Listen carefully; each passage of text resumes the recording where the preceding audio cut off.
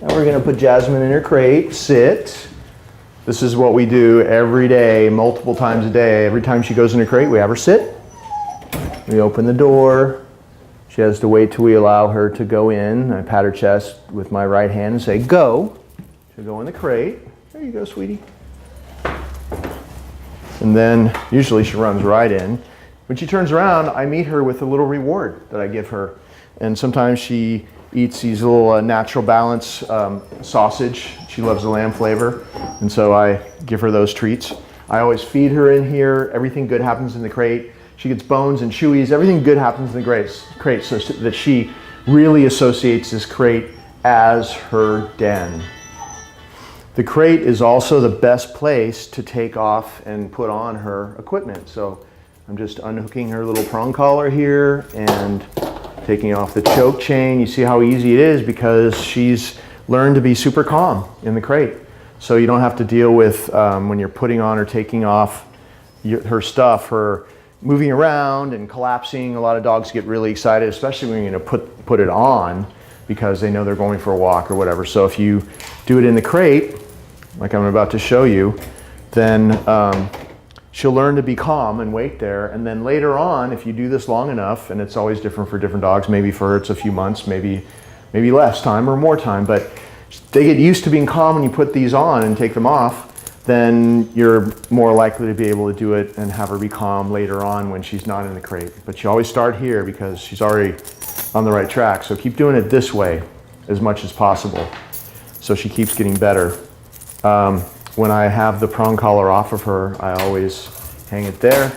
And then the choke chain, which is just for safety, not for training, just hangs loose and it's doubled up on the leash with the prong collar in case the prong collar ever comes off. Then the choke chain comes into play and you don't lose her on the street. It's just for safety. It's not for training because this would be dangerous to use for training because it's all right there and like chokes her, could wreck her, injure her neck as well. So we don't use this, only for safety. You can put this in a leash wherever you want. This prong collar will get tangled up in itself if you just bunch it together. So that's why I always hang it right on the door. Now when you want to take her out, she's trained to wait at the boundary. She's a little bit excited because we have people here and the camera person and everything. So she's a little bit excited. So if she tries to come out, I'm just going to say no and give this a little token slam. It's really just about the signal of saying no, like that. And you see how she waits? Oh, she gets a reward. Good. If she tries to come out, I'm going to say no again and give that a little token slam like that. That's all she needs. You see how it's working. And first I'm going to put on the choke chain, slip it over her head. And you can also just, if she's wanting to get away from it, you can also give her a treat and then slip it over her head. As she's eating, then you slip it over her head. That's an easy way to do it, like this. And then you slip it over. And then you put on the prong collar. And you always attach the leash to the funny looking buckle. And the prong collar she's going to come with is much smaller than this. This is the one that you brought her with, but we're going to replace it with the smallest size, which is actually a lot more effective to use than this. So it'll be the small size prong collar, but it's still built the same. Attach it to the funny looking buckle. This perfectly round thing here is just a spacer, so you never attach it to that. And then you can reach in, hook her up, make sure that the choke chain's also attached to the leash, so I have the prong collar and the choke chain, so that if that prong collar ever happens to come off, which sometimes the little ones do for whatever reason, then you don't lose her ever because the choke chain comes into play. So when you're going to take her out of the crate, good, look how good she's waiting, good. You can reward her, maybe she wants it, maybe she doesn't, but she's waiting because you control this boundary just like you control all the other boundaries. This is very important for her to feel safe with you, because if you control the boundaries, especially the boundary to her den, then she's going to start thinking that maybe she's pretty safe with you because you're in charge.